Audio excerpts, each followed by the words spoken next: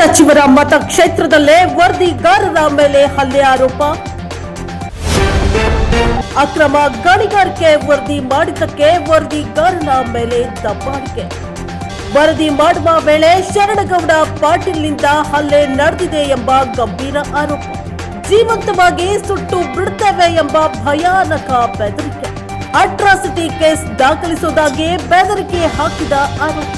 ಸತ್ಯವನ್ನ ಮರೆಮಾಚಲು ಸಾಕ್ಷಿ ನಾಶ ಯತ್ನ ನಡೆದಿತ್ತೆಂಬ ಸಂಶಯ. ಕನಕಗಿರಿ ತಾಲೂಕಿನ ಹುಲಸನಹಟ್ಟಿ ಗ್ರಾಮದಲ್ಲಿ ಕಾನೂನನ್ನ ಕೈಗೆತ್ತಿಕೊಂಡ ಆರೋಪ.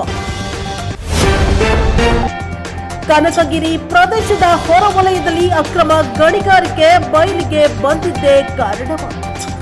ವರದಿಗಾರರ ಮೇಲೆ ದಾಳಿ ಎಂದ್ರೆ ಪ್ರಜಾಪ್ರಭುತ್ವದ ಮೇಲೆ ದಾಳಿಯಾದಂತೆ. ಕನಕಗಿರಿಯಿಂದ ಆತಂಕಕಾರಿ ಆರೋಪಗಳ ಸ್ಫೋಟ.